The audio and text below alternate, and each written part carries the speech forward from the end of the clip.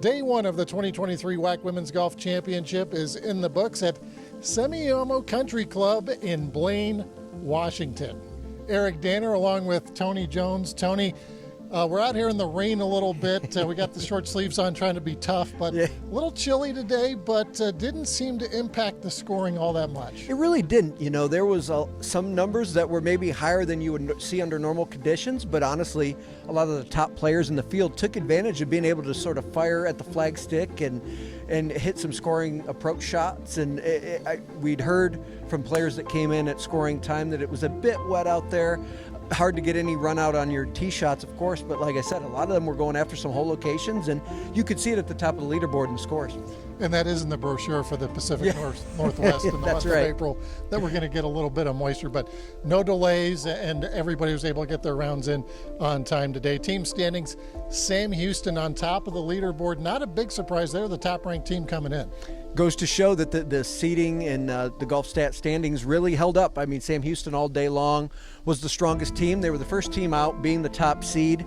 Saw some scores from some other teams that were a little lower earlier on, and as things went on, Sam Houston put up the number at 293, and it was really hard for anybody to chase them down, as really it cleared out after that morning time, and really toward the end of the afternoon wave of tee times is when this rain kind of came back in, but no wind. The flag's at 18 here near where we're kind of set up from our location.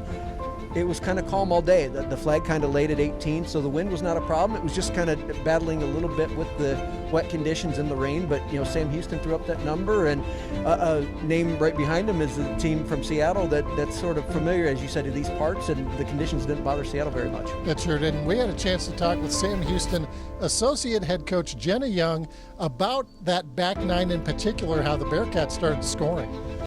I think the front nine played quite a bit longer for some of our girls, and that just because of that rain came in, the balls weren't rolling out as much like we're used to in Texas. So I think just we had a lot of long clubs into the greens, and then we played just the back nine better because we played it great off the tee. The girls positioned themselves in the right areas on the greens, so I think that's why we could get after on the back nine a little bit. Second place is a tie, as you mentioned, Tony. Seattle U in that tie for second, along with California Baptist. Grand Canyon in fourth, only 3 shots back behind them.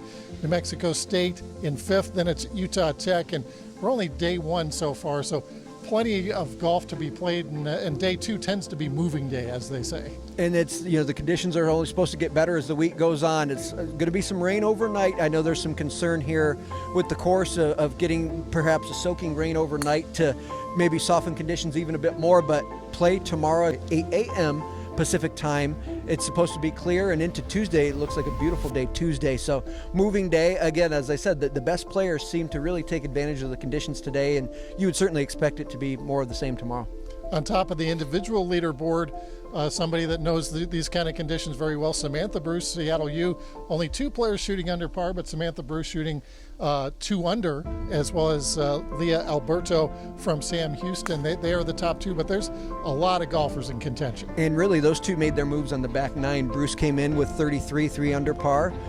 It was a 34, 2 under par for Alberto, so they made their move on the back nine. And really, when you need to get those scoring holes in to move your way up the leaderboard, and you know, Bruce, when she kind of came in and turned her scorecard in, was like, you know, I left a few out there, and she'd had to run, I believe, 3 birdies in a row on the way in to get it to a 70. And she said, I still had a few out there that I could have gotten, and maybe she realized, hey, if I could have made a few more putts to kind of lengthen her grip on the field here. So she felt really confident after her round, and is in a prime position in that final tee time tomorrow. And there is Haley Lowe and Jennifer Herbst both tied for third. Then there is a 6-way tie for 5th place after that.